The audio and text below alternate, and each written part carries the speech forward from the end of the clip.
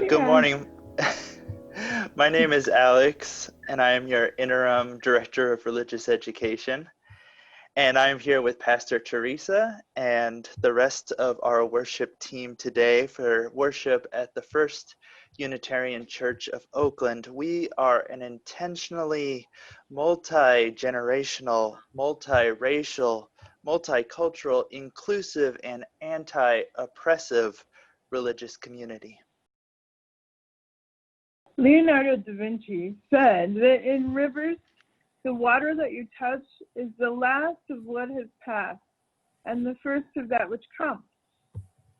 So with present time. Today we celebrate water as a symbol of our connectedness. Thank you for joining us. You are welcome here today. And this is our quick reminder. We're about to start recording this session, so if you don't want to be in the recording, please keep your cameras turned off. And speaking of cameras, for much of this service, we are asking you to turn off your cameras as this makes it easier for many of us to focus on the music and words. There will be many times to see each other, and we'll let you know when to turn your cameras on.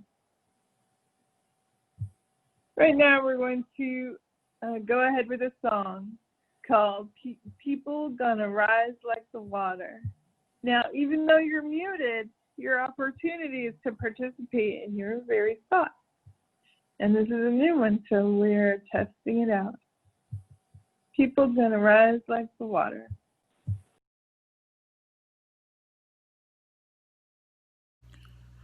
Good morning, First Unitarian Church of Oakland. And good morning to all our friends watching around the world. My name is Derek Mustelier, and today I'm going to teach you a protest song from the streets. I'll say one line of the lyrics, and then you say it back to me, and then after that we'll run it through a couple times. Okay? The lyrics are: the people gonna rise like the water.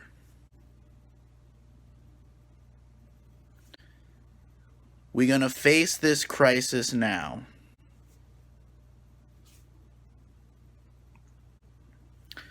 I hear the voice of my great-granddaughter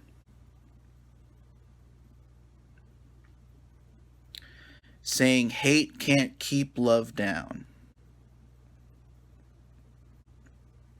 Good.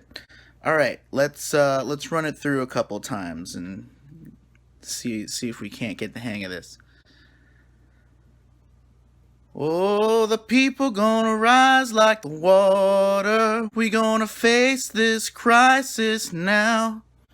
I hear the voice of my great-granddaughter saying hate can't keep love down. Oh, the people gonna rise like the water. We gonna face this crisis now. I hear the voice of my great-granddaughter saying hate can't keep love down. Oh, the people gonna rise like the water. We gonna face this crisis now. I hear the voice of my great-granddaughter saying hate can't keep love down.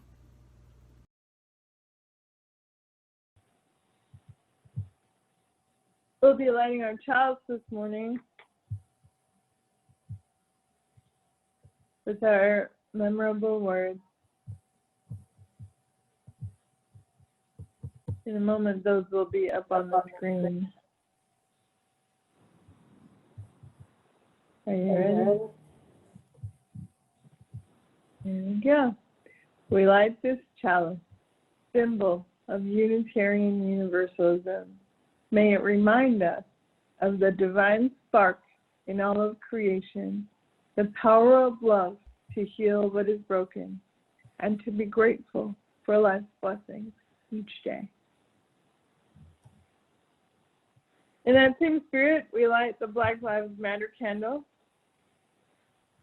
We light this candle in solidarity with the Black Lives Matter movement and work for the day in which Black lives are treated equitably with dignity and justice. You'll notice art behind the candles today.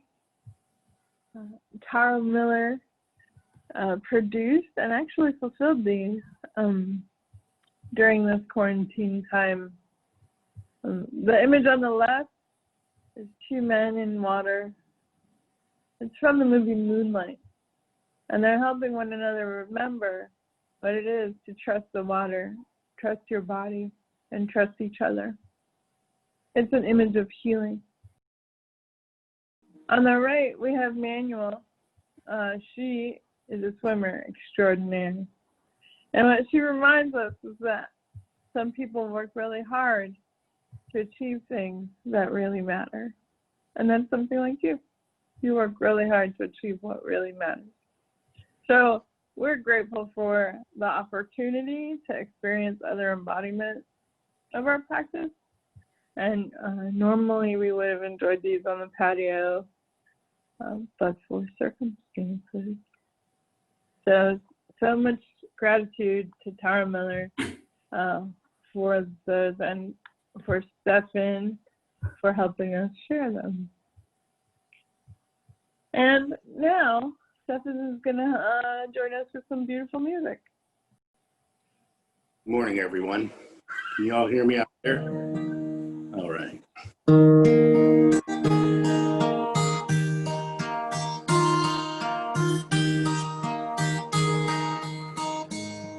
The water is wide, I cannot cross over, and neither have I wings to fly. Give me a boat that can carry two, and both shall row. My love and I, there is a ship, and she sails the sea. She's loaded deep, as deep can be, but not as deep as the love I'm in.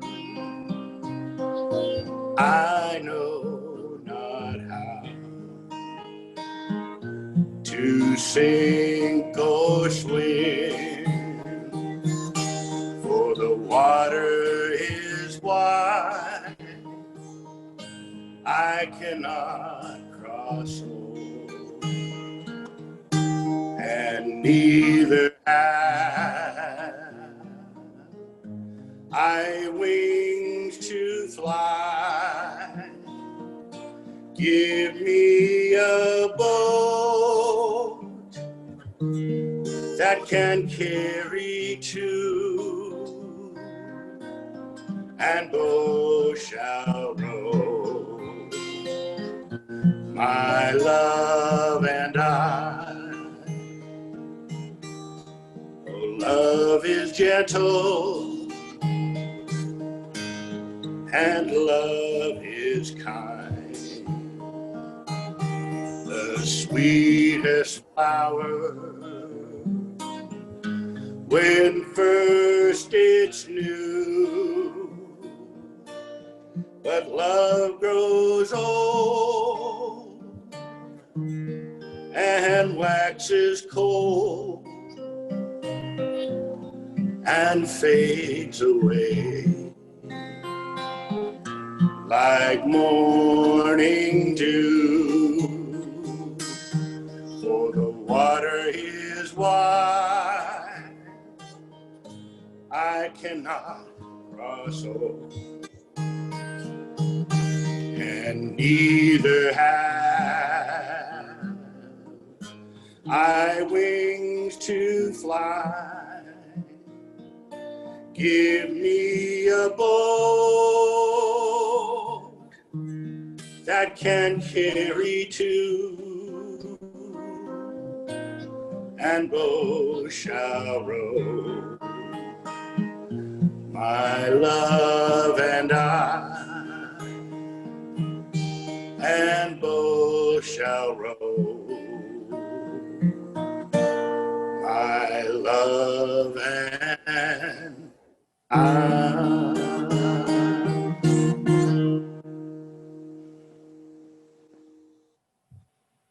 Thank you so much, Stefan, for that beautiful music.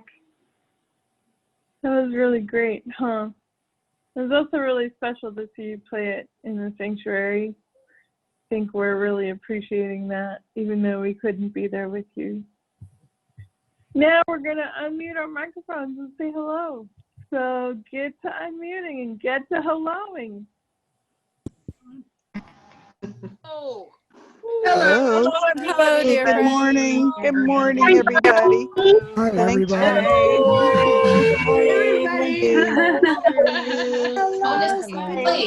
you. Hi, all.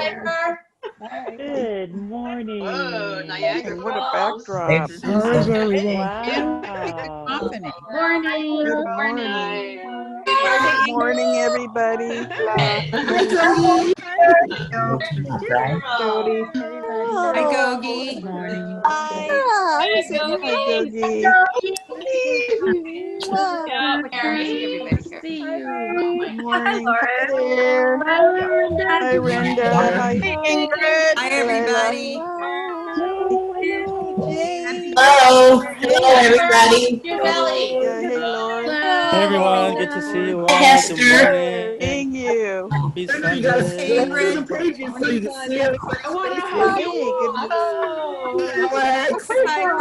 Hi, Emily. Hi, Sarah. Hi there. Hi, Sarah. It's Tom. Oh, happy birthday, Ingrid. Happy birthday, Ingrid. Wow, Ingrid. Hi, Gogi. Hi, Gogi. Ingrid, happy Good morning, birthday Laura. to you. Hi, Bloom. Orhan's joining for my birthday. My birthday wish was for Orhan to join. So. Oh, Hi, MJ. Hi. Gabrielle. Hey, how are you doing? How are you feeling? Hi, Claudine. Ooh, Claudine's on the Hey, beach. Claudia, right. Yeah. Hi, Hester. Like Laurel's fall. Nice where to be. Thank you, friends. Thank you. So I need her to show up. Hi, Alex. Welcome, Hi, Alex. Alex. So I'm going to call our No, Please mute I don't once know. again. It's surrounded, but there's no line through it. Well, y'all did a wonderful job with your reading. How are you Go folks? ahead. Morning guest. Morning guest. I invite you to Emily. gather together once again for worship. We're going to ask you to mute, and we will join together for our wisdom story, which you may find special meaning in these days. It was written by Reverend Chris Bice, who is a minister in Knoxville, Tennessee. And I am noticing as we prepared this story that where Chris lives, it is green for much of the year. We have lovely golden dry valleys, which are both beautiful and dangerous this time of year. So I invite you to enjoy this story about Higgins, a drop with a dream. Once upon a time, there was a drop of water named Higgins. Higgins was no ordinary drop of water. He was a drop of water with a dream. Higgins lived in a valley where it had not rained for a very long time. So all the lovely green grass was turning brown, and the beautiful flowers were wilting, and all the trees were starting to droop. Higgins had a dream that one day the valley would be a beautiful place again. But what could he do? After all, he was just a drop of water. One day Higgins decided to travel and tell others about his dream. All the other drops listened politely, but no one believed that his dream would come true. Higgins, you can't spend your whole life dreaming. Higgins decided that he had to do something to make his dream come true. So he began to think and think and think. One day, as he was walking by a rusty old bucket, he got an idea. If enough of us drops of water got together in this bucket, Higgins thought, there would be enough water to sprinkle on a few flowers to help them grow and become beautiful again. Higgins told everyone, listen, this is a great idea. But everyone thought Higgins was silly. That Higgins is nothing but a dreamer, they said. Higgins decided he had to do something to convince the others he was right. So he said to them, I don't know about you, but I'm going to get into this bucket. I hope some of you will join me. Then there might be enough water to help at least some of the flowers grow beautiful again. So Higgins ran as hard as he could, hopped way up in the air, and landed with a kerplunk at the bottom of the bucket. And there he sat, just a drop in the bucket. For a long time, Higgins was very lonely. It seemed like no other drops would join him. But after a while, some of the other drops could see that the grass was dying and the flowers were wilting and even the trees were drooping. They all agreed that something must be done. Suddenly, one of them shouted, I'm going in the bucket with Higgins!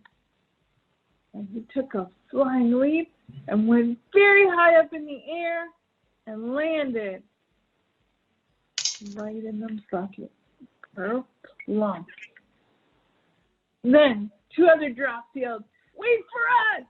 And they hopped through the air and landed in the bucket. And then 10 drops jumped through the air into the bucket. And then 30. And then 50. And then hundreds of drops came from all around just to hop in the bucket. There they go, in the bucket. Soon the bucket was completely full of water, but there were still more drops that wanted to join. So they found another bucket and hopped in. And before long, there were 2 buckets of water, then 3, then 4, then 10, then hundreds, then thousands of buckets of water. Along came a powerful breeze that blew over all the buckets, and the water flowed together to create a mighty stream. Everywhere the water flowed, the grass turned green again, and the flowers bloomed, and the trees stood tall and straight once more. And all this happened because Higgins had a dream, and his dream came true. Because he knew, although he was just a drop in the bucket, enough drops in the bucket can make a bucket full. And where there are enough buckets with the wind behind them, justice can roll down like water, and righteousness like a mighty stream. Yes. Thank you, Alex. Thank you. I think that really changed my perspective on what it means to be a drop in a bucket.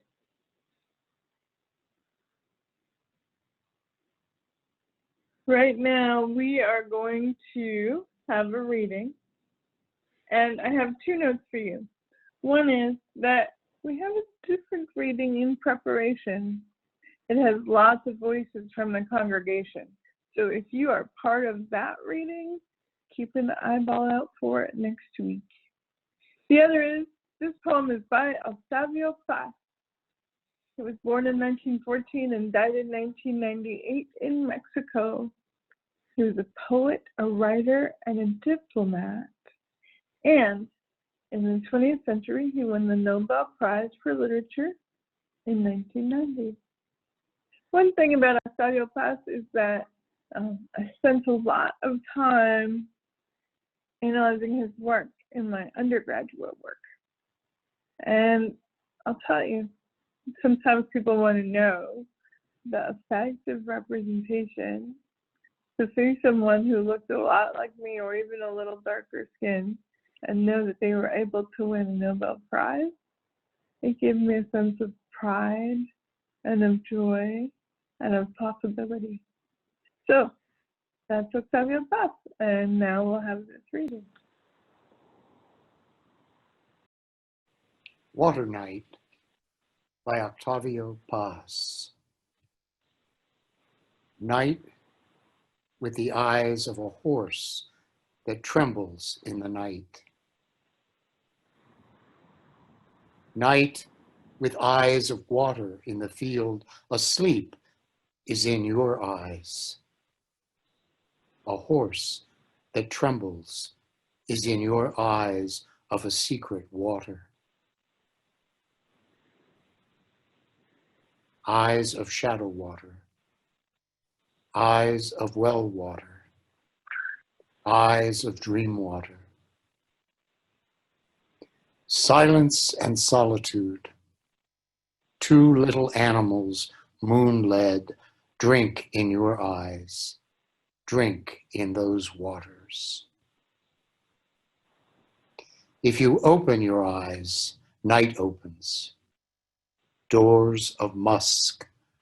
The secret kingdom of the water opens, flowing from the center of night.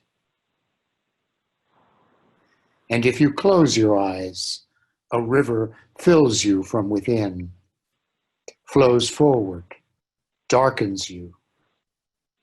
Night brings its wetness to beaches in your soul.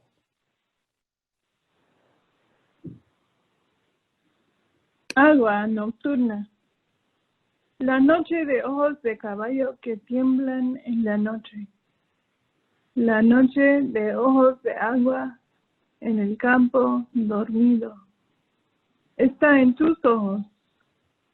De caballo que tiembla, está en tus ojos de agua secreta. Ojos de agua de sombra, ojos de agua de pozo, ojos de agua de sueño. El silencio y la soledad como dos pequeños animales a quienes guía la luna. Beben en esos ojos, beben en esas aguas. Si abres los ojos, se abre la noche de puertas de musgo. Se abre el reino secreto de agua que emana del centro de la noche. Y si lo cierras, un río, corriente dulce y silenciosa, te inunda por dentro, avanza, se hace oscura. La noche moja riberas en tu alma. Octavio Paz. Qué bueno. Qué bueno. Great. Thank you, Runway Birds, for creating that with me.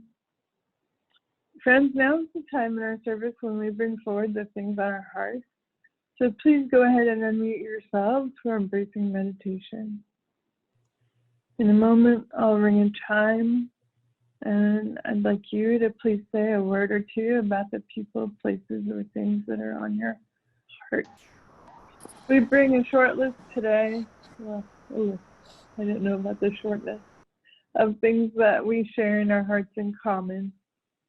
One of those is to continue to hold Emily Ransom in our care as she journeys forward. And we think of her family that loving her, being with her in this time. We're thinking of people with health challenges, especially Gogi. We're glad you're here with us today, and we're holding you in our care continuously. We also think of Kieran Rana as he journeys with a health challenge, that their family would feel our care.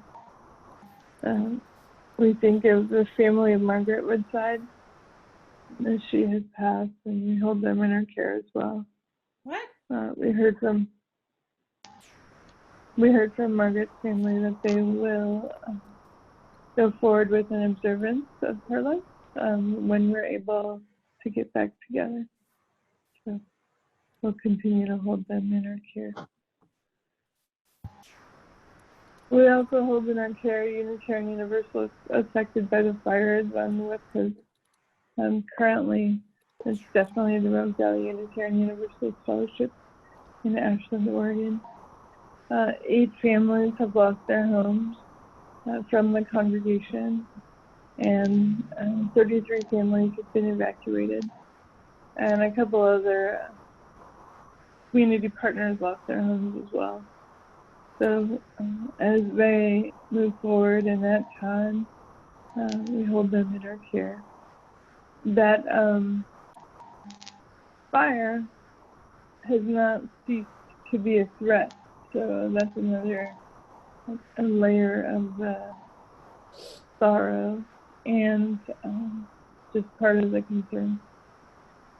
And so in a moment, I'll lean that charge, and I invite you to speak what's on your heart.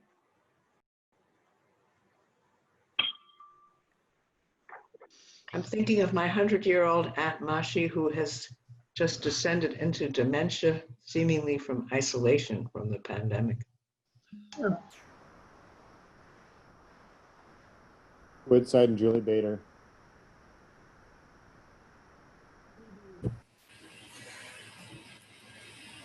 Prayers today for our child Acorn, who is this is their due date today, and coming at any point now. Yay! Ashland. Jen Heyman. My mother.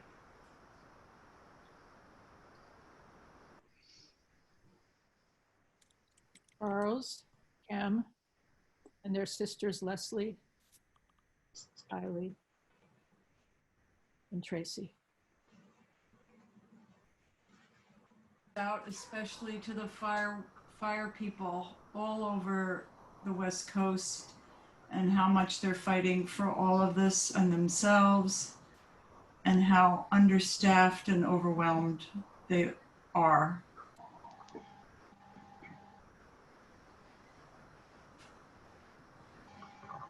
There's a few things. Go ahead, Heather. Oh, just Eden Hagos, my goddaughter in Las Vegas, who's struggling. Thank you.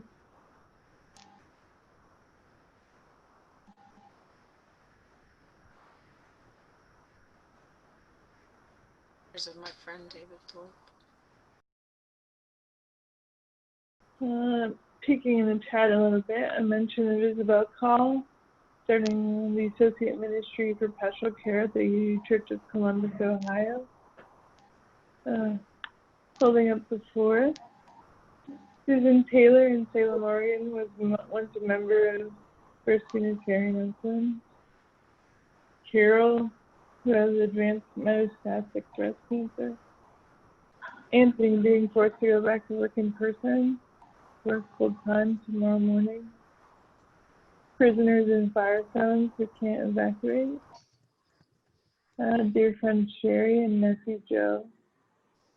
Ellen Nadine Greenwood, Masters Bromberg, resting in peace. born in 1924 and died in 2020. Thank you, Charles.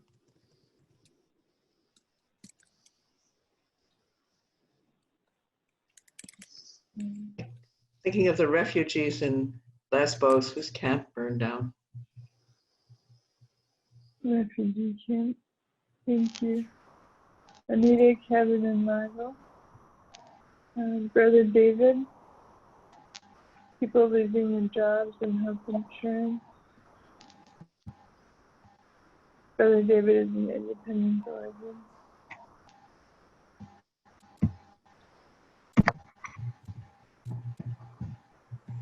Kevin applying for a dream job and struggling with that situation, not getting it. Yasko and Ken, Barbara and Karen, Valerie, and Sepson and Yashar, who turned 24 on Friday. And niece Emily, jobless and home, been separated from husband with a toddler. A lot on one plate for sure. Friends, let's take a couple of smooth breaths and take these things in, these people, their struggles, their challenges.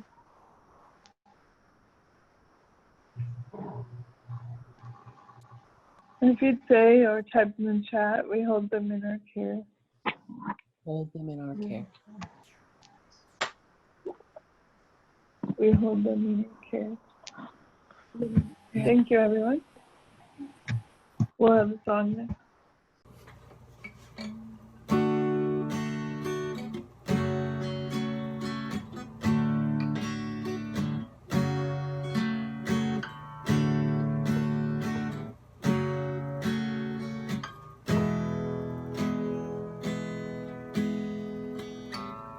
Shed a tear 'cause I'm missing you.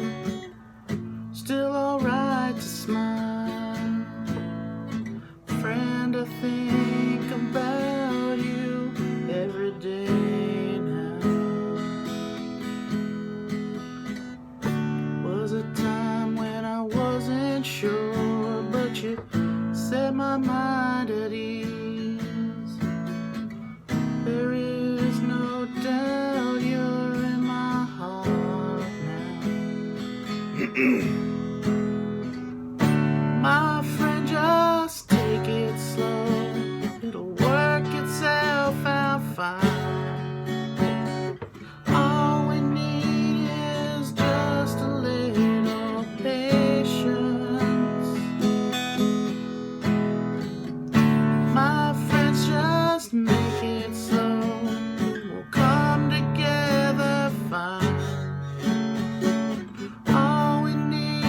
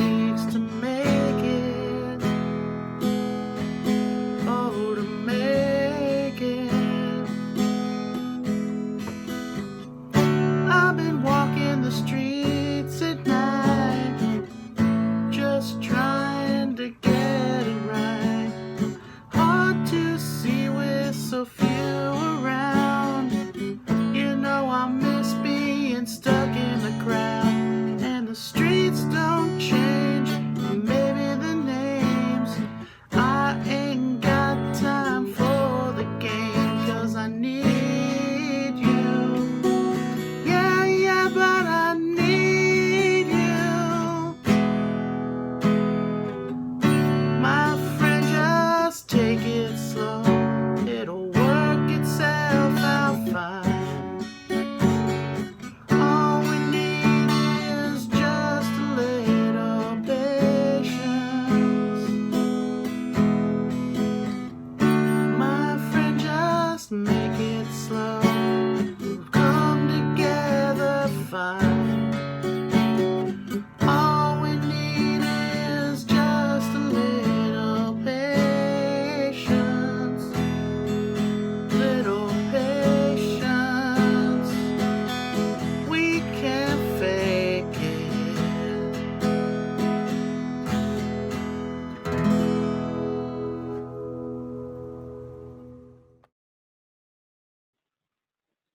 Will you take a couple of smooth breaths with me as we begin our reflection?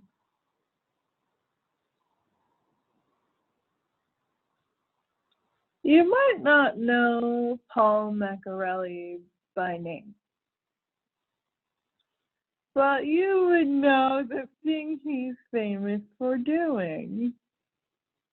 He's famous for asking you, can you hear me now? You remember that guy? First, he did that for Verizon, and then in a stunning turn of events, he did it for Sprint. It's fine, but here's the thing. Sometimes we can't hear. We don't know what's happening with the signal. Some people say that that's the biggest problem with cell phones. But it's okay, right? You know what to do. You call back, you repeat yourself, you reboot your phone from time to time.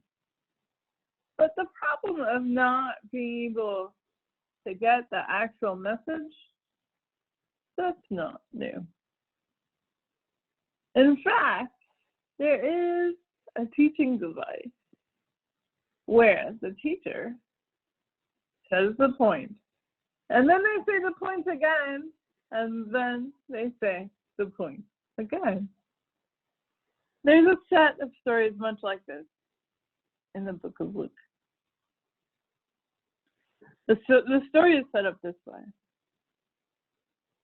Some people tell Jesus, listen, I hear that you say that you're a teacher and all that, but you hang around with some questionable characters. And he says, well, I mean, you know, remember that guy who had 100 sheep and then one sheep was missing? He didn't hang out with the 99 sheep that he knew where they were. He went and found that other one. Or that lady who had a set of treasures. There were 10 of them. And one day, one of the treasures was missing. It was like a jewel, like that. She didn't say, well, at least I have this one. She went and looked. And then one more point. There was a man who had 2 sons. And one son woke up one day and said, you know what? I want what's coming to me. I mean, nothing actually was, but he had decided. And that son went away and had a wasteful time and came back humbled. And the father didn't say, well, you're just one son. I mean, I could take it or leave it. It was a big story of resentment, celebration, reconciliation, right? All the things that it means about being a person. So when we talk about these times, when we talk about this water, when we talk about our possibility as a community, we have to look for it. We have to be about it. We have to say there have been others at some time, but we are in this together.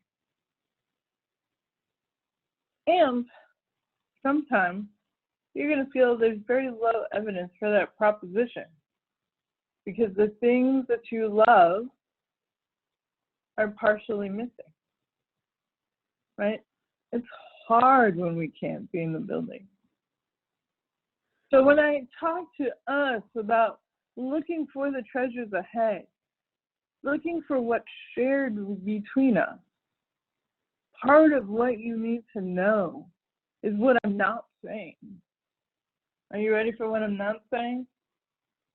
I am not saying that you must cheer up about it. I'm not. It is normal and natural and important that you respect your grief in this time and our shared grief in this time. I'm also not saying look on the bright side, because that's rude. And it disrespects the point of our journey together. Part of what matters is truthfulness. And if we skip to the happy part without talking about the rest of it, part of what's missing is the truth. So those are two of the things I'm not saying. But I am saying that you are committed, you are courageous, and you are compassionate. And over these weeks, even when you have not been sure, you have put your effort into it. And that's the truth. That's how you live the truth.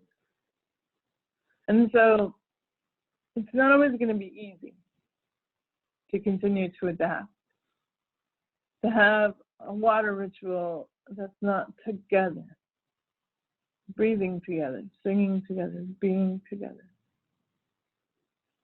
And we're going to continue to look for what's important. I want you to know I'm proud of you. I want you to know I appreciate you. And I'm just so grateful for this morning and for this moment. All right. That is what I needed you to know.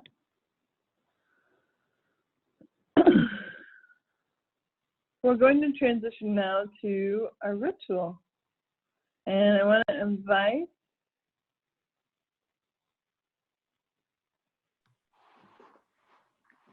Ingrid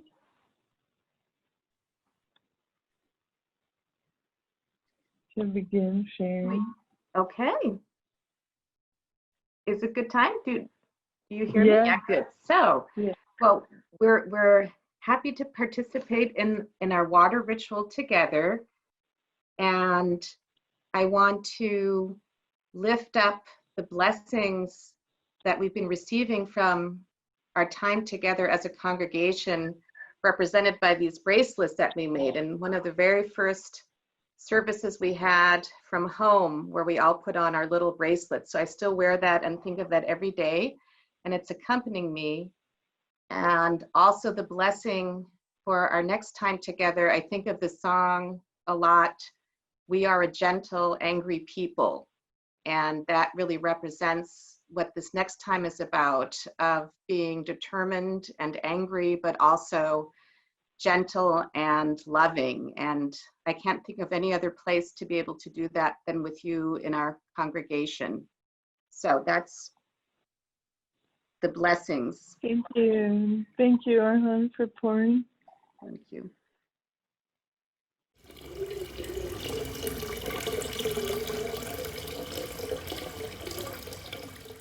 I think during this time, I am just so very incredibly grateful for the connections that yet we share with each other in the ways that we have available to us at this time, period.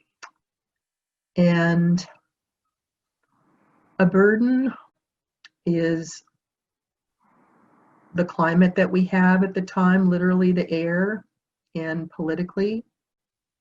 And may we wish for the very best at this time.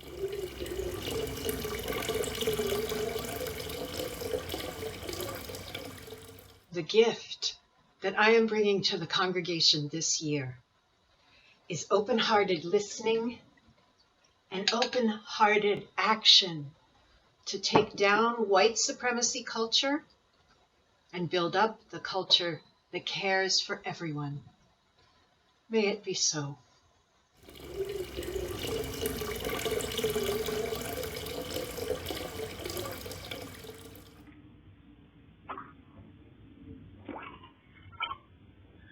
The burden that I carry into this year is, am I doing enough to stop the tide of death and destruction that is being both perpetuated in my name and against me?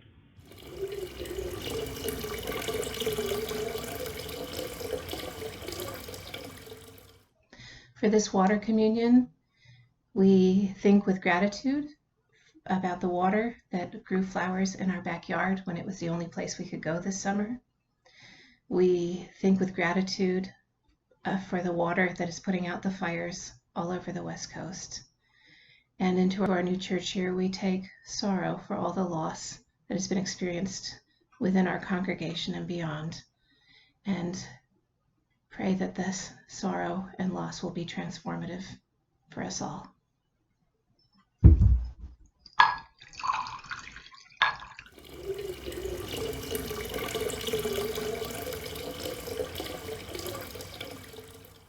A blessing of the waters from Oani. On February 14, 2020, just weeks before the shutdowns, 6-foot rules, and mask requirements, my partner and I were blessed to be able to celebrate our 14-year anniversary at Yosemite National Park, one of the most beautiful places in the world. During that trip, I learned the indigenous name for the valley is Awani, which means place like a gaping mouth, a fitting name for this cathedral of peaks and valleys. The people called themselves the Awanichi and were part of a dense network of over 100,000 northern Paiute, Mono, Miwok, Yukots, and other indigenous people that guarded the headwaters of the Sierra foothills in the days before settler colonization. So we gather here at these waters of Lake Temescal, and we ask permissions of the First Nation people of the Sierras to drink their sacred water. We send love and blessings to all those who were forced out or worse. And we ask forgiveness for the dams that we built, for the sacred valleys that we flooded, for the ancient trees that we cut down, and for the holiness that we destroyed in the name of progress. For thousands of years, the Awanichi lived, hunted, gathered, celebrated, and buried their dead in their monument to nature's beauty, their verdant valley, blessed by towering granite cliffs and life-giving snowmelt, and of course that sacred water that tumbles hundreds of feet down steep mountainsides onto the lush, verdant valleys and flowing streams miles below. That same sacred water flows miles and miles through the pipes and concrete rivers across the Golden State, and finally right here to my Nalgene bottle.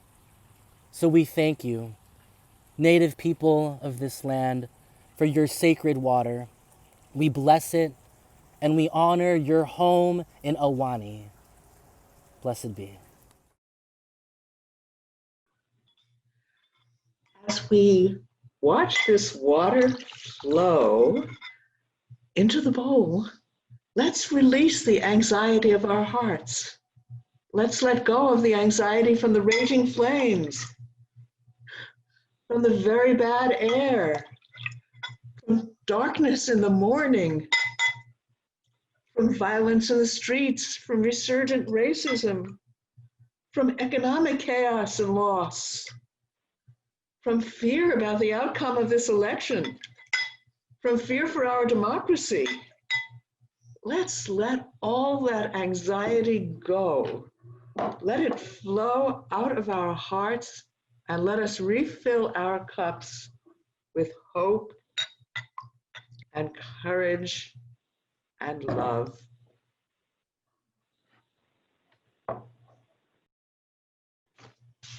Thank you, everyone. I'm hoping that we will, well, we'll come back to that. I've asked you to bring a glass of water with you today. If you need to go get one, now would be a great time. What we'll be doing is setting up a ritual of drinking the glass together. And then remembering what we share.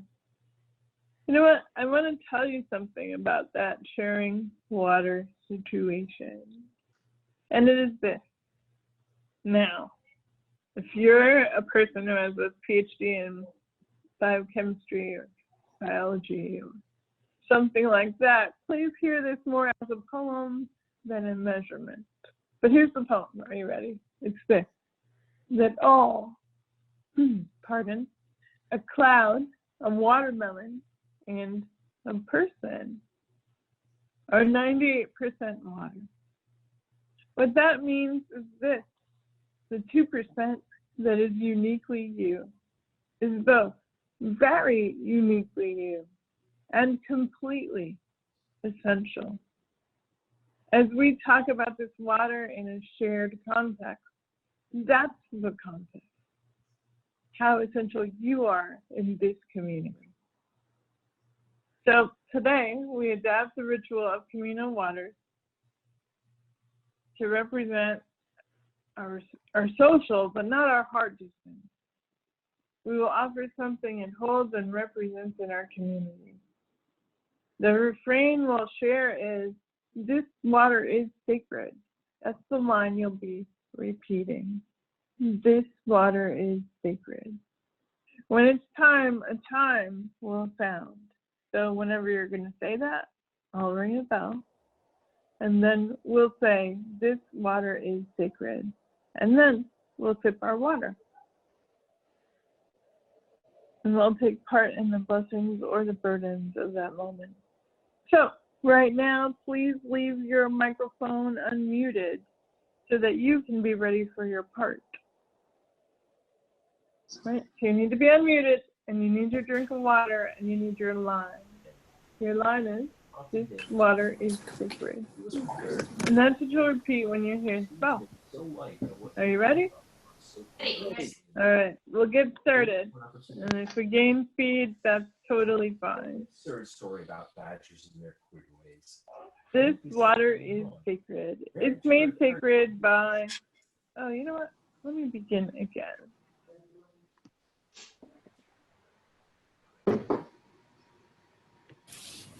Go ahead, Alex. She didn't say I'm good. Great. Just said, I didn't hear that. Yeah, I just heard unmute. This water is sacred. It is made sacred by many hands that have poured it with intention and love. The many stones it contains, the many lives surrounding it in this unique moment, connected by commitment and faith. This water is sacred. May it continue to flow through this community with shining reflections of the unique gifts that flow through each of its members.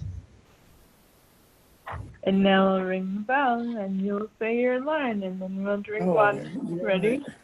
You know what I'll do. This Water is sacred. sacred. Water is sacred. It's turned up all the way. Yep. Then we have a sip. Oh no, I turned it down. Okay, maybe that's what. And then I respond,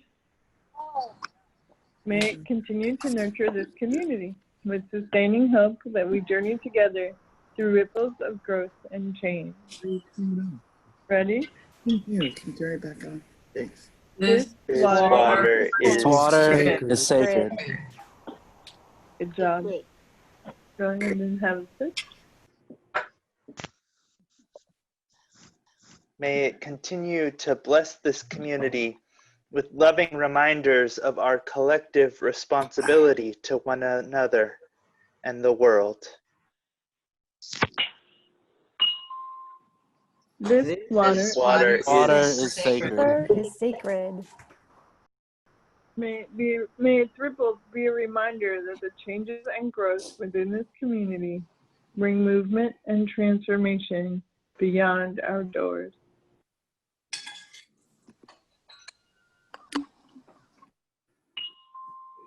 This water is sacred. Water is sacred.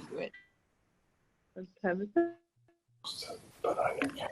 May its purity offer grace to our community and the willingness to forgive ourselves and one another when we make mistakes. I'm muting. I want to eat.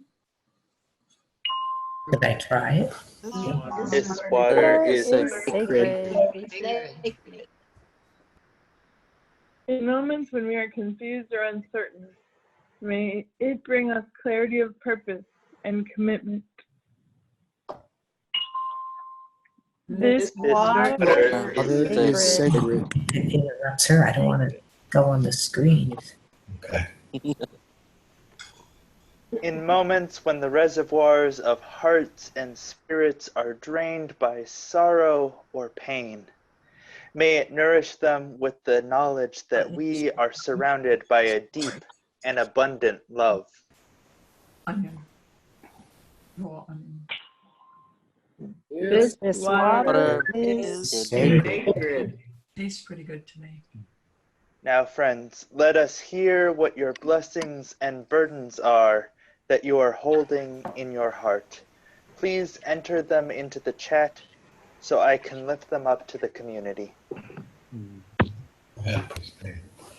for this part, we're thinking especially of what you would say, the blessing your water is bringing to this community, not simply joys and sorrows or something like that. What blessing will you bring? What burden are you carrying in community?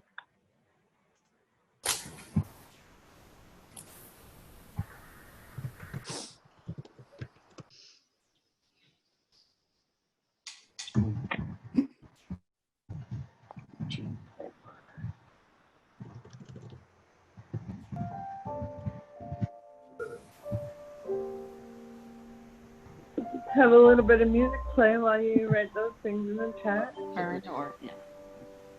I see that showing up. And Alex will be listening to you. Yep. A blessing of children during children's chapel, and a burden is missing so many of them. We bless the water in our gardens, and a blessing of faith, and a burden of mourning loved ones. A blessing of Black Lives Matter. And gratitude for the wild spaces nearby, in the bay and beyond. A blessing is the passion of commitment to work to end white supremacy culture and for the liberation of all. And a hope that most people will survive these fires and we will see recovery. A blessing of love and connection, and burdens of grief and fear. A future of hope for Acorn and all of their generation. And a gratitude for the water in our blood which gives us life. Carry on with journeys. We bless the East Bay mud workers who are laying new pipes under the streets of Oakland. We are blessed to have such good water and a remembrance that others are struggling. We bless this water so that all may be able to quench their thirst. Blessings of unity and a burden of a heavy heart. A burden to know what is our part to do. A burden of feeling that We are never doing enough, but a blessing of our family. A blessing of knowing that people here, there are people here long enough to see them grow and change. A blessing of music, the burden of missing music with others. Bless the effort to limit plastic vessels and to work to reuse and recycle the ones we have. A blessing of a perpetual waterfall and bird dances in our new water fountain in the backyard of East Oakland. Thanks and blessings to all whose faces I can see and those who we cannot.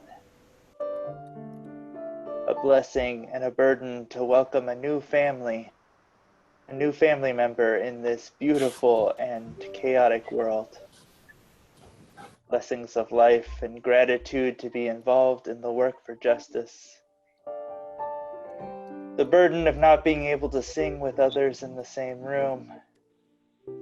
A blessing of continued connection with our church community. And a burden of struggling with this climate. A blessing that our families have clean running water to drink and bathe in. A burden for those who do not, which even includes right down the street in Oakland. A burden of being mostly cut off from the world, but a blessing of being connected electronically. A burden of not being able to hug one another, to hold each other close, to feel our breaths rise and fall together. A burden of losses, a blessing for those who remain. Burden that we share alone, which feels like a contradiction. A burden of not being able to visit our families and our friends, and those who are further away. A blessing to be together, to share joy and responsibilities among us all in all of our diverse circumstances. Friends, for all these blessings and all these burdens joined, spoken and left unspoken in the silent sanctuary of our hearts, we say, Amen, blessed be, Ashe, and thank you.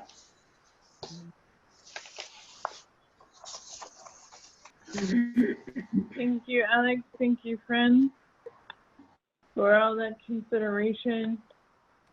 We'll be wrapping up now, but what I need you to know is that when you're here in this moment and when you tell that truth of your experience, that's part of our practice as a community, and it's part of the way we hold a future for the world by saying yes to each other. We'll have now our invitation to generosity, and then we'll be closing. Love is a word that in our culture has almost lost its meaning.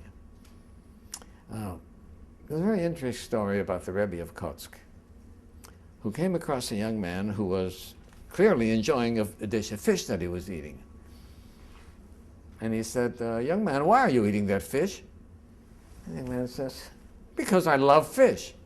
He says, oh, you love the fish? That's why you took it out of the water and killed it and boiled it. He said, don't tell me you love the fish. You love yourself. And because the fish tastes good to you, therefore, you took it out of the water and killed it and boiled it. So much of what is love, right, is fish love, right? And so, young couple falls in love. Young man and young woman fall in love. What does that mean?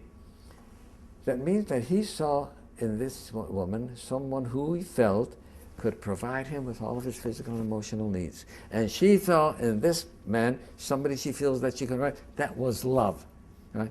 But each one is looking out for their own needs. Right? It's not love for the other.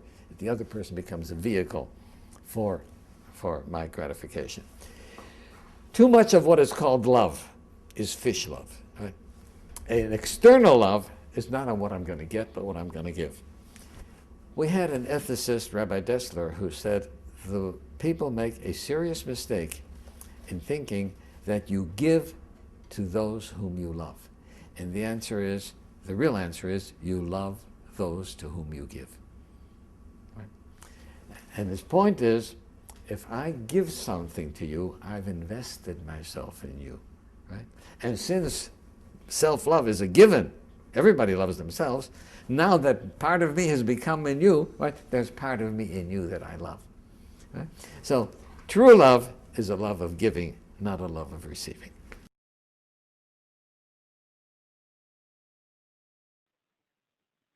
You can give on our website, oakland.org. We have the giving link. We also have giving by text and app.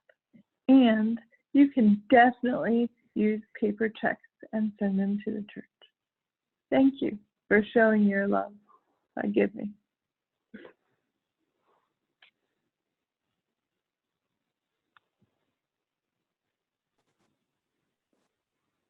We are going to sing with Stephen, There's a River Flowing in My Soul. So, since it's a beautiful water day, here's what we're going to do. The first one, we're going to do the way we do with our microphones off. But the second verse, it's going to be everybody time. It's going to sound wild. Part of the reason we're doing it is to be that everybody singing together. You ready to do both of those things? All right. Thank you, Stefan. Good. We're going to be muted first. There's a river flowing in my soul. There's a river flowing in my soul. And it's telling me that I'm somebody. There's a river flowing in my soul, in my heart. There's a river flowing in my heart. There's a river flowing in my heart.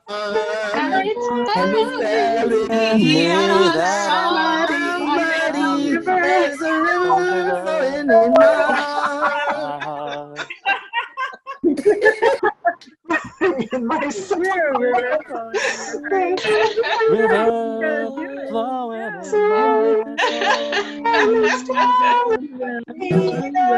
somebody, there's a river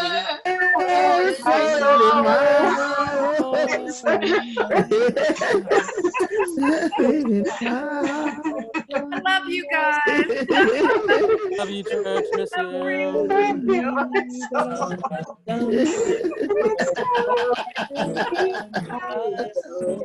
Oh, my soul.